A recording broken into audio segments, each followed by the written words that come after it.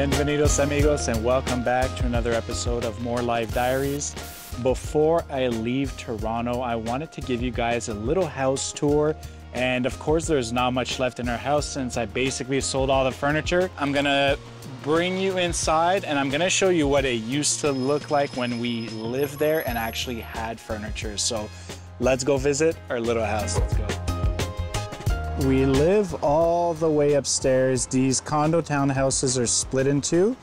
So these two windows are ours, and that's Bassie and Callie's bedroom all the way up there. Guys, welcome to our little Toronto casita. She ain't what she used to be, but we got a couple days left here. As you could probably tell, it's very empty. Everything, all the big furniture took me only a few days to actually sell on Facebook Marketplace and get out of the house. So it is very empty. We still have some small decor stuff to sell. Some of the stuff we're actually bringing to PV because we will be decorating our Airbnb there. A lot of the stuff is gone, so it is really bittersweet because we have so many great memories as a family here that I'll talk about, but it's time to move on. We have a great life in PV. We cannot picture ourselves living in Toronto anymore. So it is time to part ways with this condo because we've been feeling a little bit like it's held us back from really doing the things we want to be doing and investing in some of the things we want to be investing in. So here we are, sold condo in Toronto, very empty. I'm here by myself, so it's also very lonely and sad, but only for a short amount of time. So let me show you around the house, and I'm going to show you pictures of what it used to look like, just so you can get an idea of how we used to actually live here. And yeah, guys, just before we get started, I want to give you guys a little information on this property here. So these are Toronto historical homes that were converted to condos. Basically, they were built in the late 1800s, I think 1875-ish or so. And along the years, they've converted these mansions into stacked condo townhouses. We own the two upper floors, and there's someone on the main floor and downstairs. We have about 950 to 1,000 square foot of living space here and two really big balconies. So when we found this place, we absolutely fell in love. And one of the main reasons we fell in love was this brick wall here that runs the whole length of the actual house. This actually caught our attention. We were used to visiting cookie cutter type of condos, the modern style, white walls, not much personality. So when we saw this place and, you know, just the history of it, the look of it, the big wooden beams up there, we absolutely fell in love. Also, just the accessibility factor. We're just, you know, one staircase away from our parking lot, from the car, the TTC right outside on Dundas. So very nice location. And yeah, guys, this is basically it. This is the whole living room area. We had our TV there. We had our couch right here, another couch there. And yeah, we have our little fireplace right here. We've never used it because we're always scared to set fire to the actual condo. And then we have our little dining area, which right now is taken over by decor I'm trying to sell. We did have a really nice outdoor space here too. A nice sectional couch. We had blinds, we had a projector, movie nights, had a really fun times hosting here. It's nice and quiet despite being right off Dundas. You don't hear a lot of noise. Moving on to other things, but you know, it's nice memories to have here on this balcony. Going into the kitchen area, we have a nice big kitchen, a lot of kitchen space. Again, in here, we have a lot of the stuff that I'm keeping to bring to PV. But overall, just a lot of storage all along the kitchen. The most storage basically we have in our house is in our kitchen. We have a washer dryer right over here as well. And right over here, we have a little tiny powder room. I'm gonna try to show you guys and fit in here, but this is basically it. A little powder room, the toilet's right over here. Not much space, but you know, we're just happy to have a second bathroom, which we don't have right now in PV. That's basically it for the main floor here.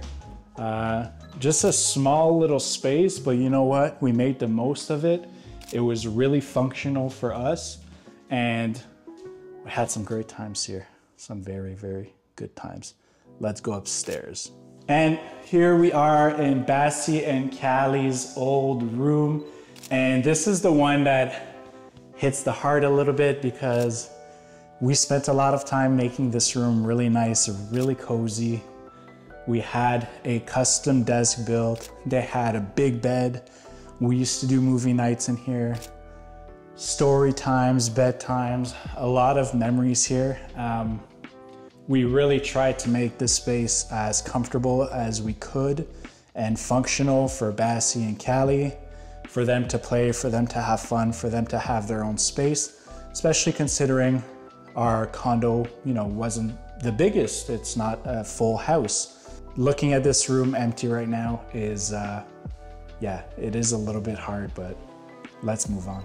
And here we're coming down the hallway into the bathroom. So this is a full bathroom. Here we have the shower, we have the sink, we have the toilet. So just a regular bathroom, nothing much to say about that. But so our bedroom here, we installed the wooden wall, a really nice touch. We had the nice lights there, the nice closets, which I'll show you in a second. We had a very comfortable bed. And of course we have the outdoor space right here. So the same size, actually a bigger balcony up here than what we had downstairs. And we had a whole setup outside. We had our bed here. So basically we used to have our morning coffee, listening to the birds chirping every single morning outside.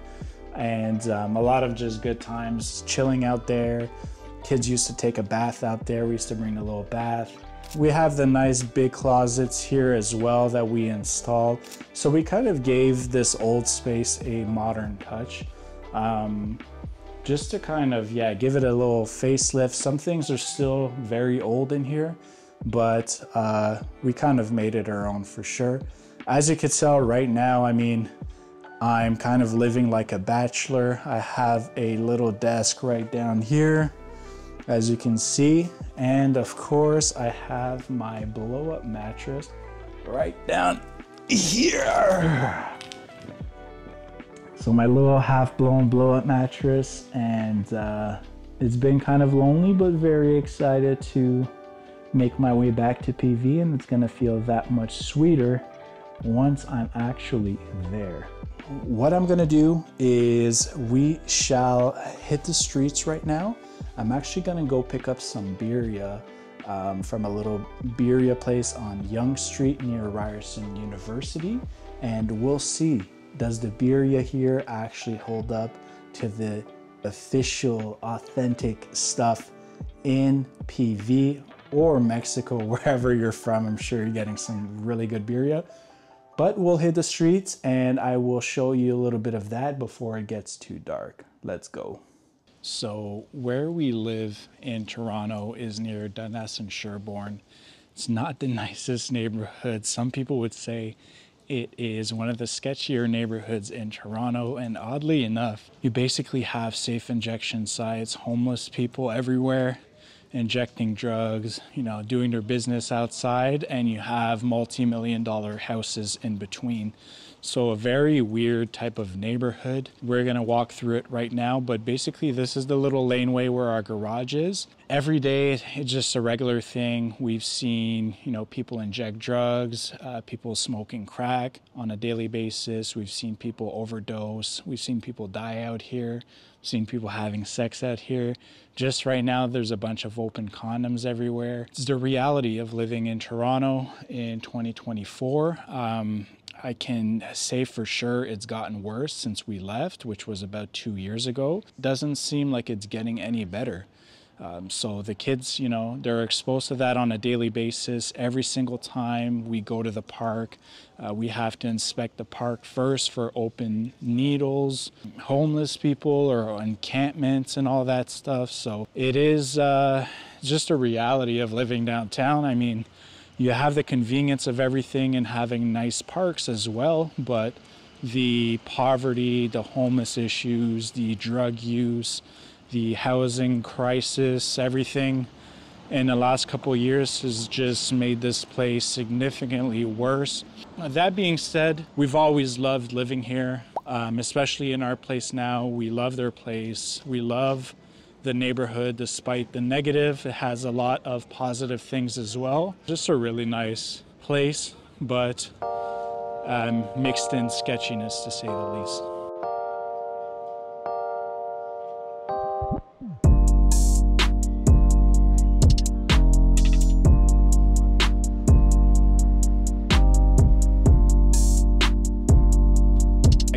Used to work over at Ryerson, which is a short walk over, and I used to work in Markham, which is about a 30-minute ride north, but we're right off the highway actually, so it was really convenient for both of us to get to work fairly quickly. Just the amount of parks as well is really nice in the area.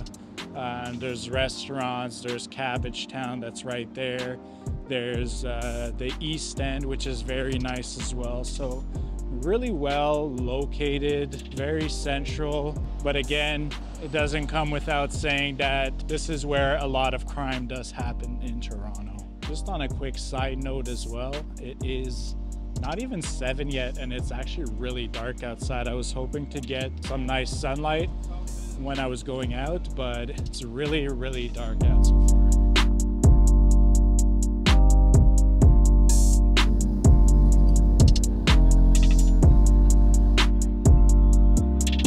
Here we're arriving to Dundas Square, which kind of used to be a really nice place to hang out, like the Toronto mini Times Square, little tiny Times Square, but now there's honestly an injection site right there. A lot of homeless people. We've seen people naked out here walking around. There's a lot of just drug addicts in the actual square area. So it's not the nicest place to come. It's not the nicest place to come with kids. It's right beside the Eaton Center, the main shopping center here downtown. It ain't worth the hype. You can come see it once, but that's basically all you'll need.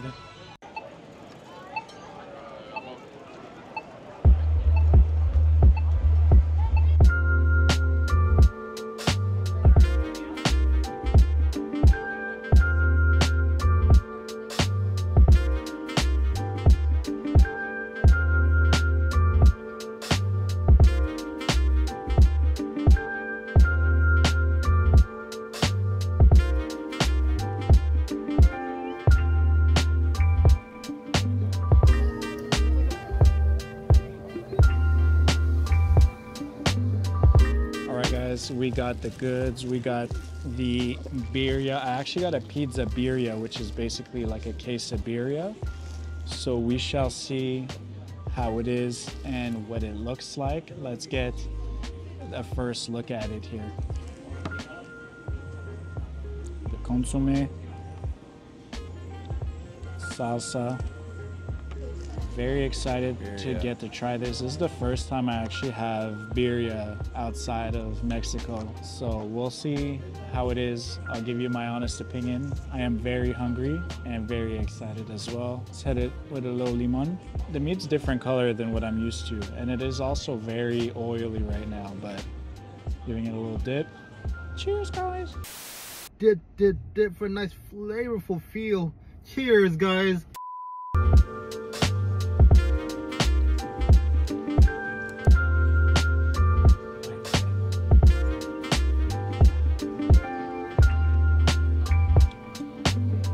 Overall, very greasy. The bottom tortilla is stuck to the paper, but I am appreciating the fact that I get to have birria in Toronto right now, and soon in PV. For those that don't know, birria is actually my favorite food to eat. It's my absolute favorite, quesabirria being the top on the list.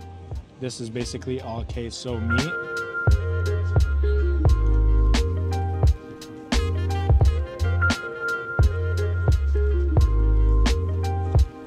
Well done, guys.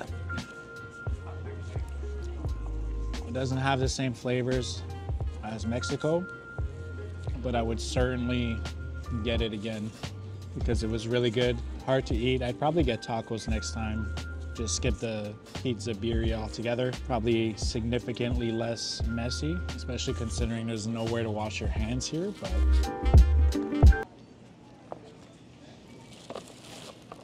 belly's full. Next stop is my friend Sheldon. If you guys remember, we did a podcast together a long time ago on the channel, and he's a barber here in Toronto. He just opened up his new barber shop with his lovely lady Hannah.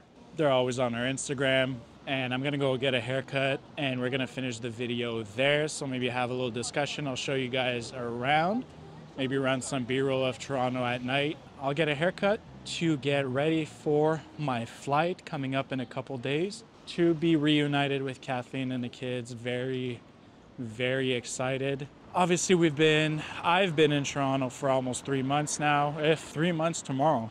And I am very, very ready to get out of here and get back to the nice weather. It's getting cold here. It's also getting dark very early here. So just excited, man. I'm completely over it. 60 days max. Plan on coming to visit family and friends for 60 days during the summer and then heading back to where our heart is and where we absolutely love living. Yes, we love living there. For those that were scared that we were moving away, not yet.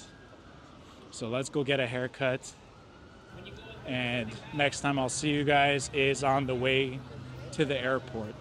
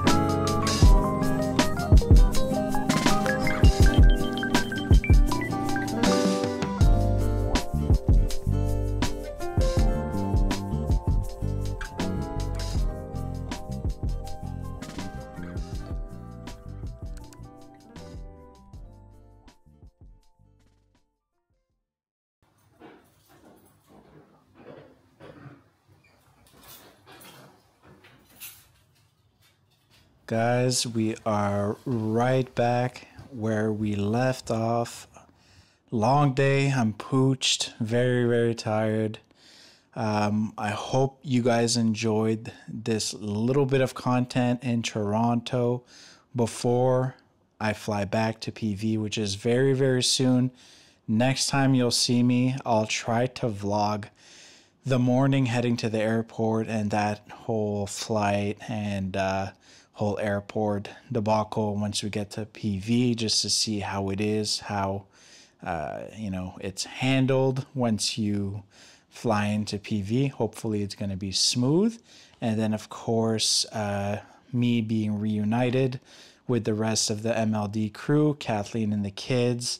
And just our first day. Hopefully we'll get some nice tacos. Maybe we'll head to the classic Pepe's Tacos, who knows. But next episode we will be back in PV. I cannot wait. And everything's gonna be new. I'll be like a kid in a candy store. So I also have a lot of pre-recorded content to edit and show you guys. One of which is our 5 go-to Birria restaurants.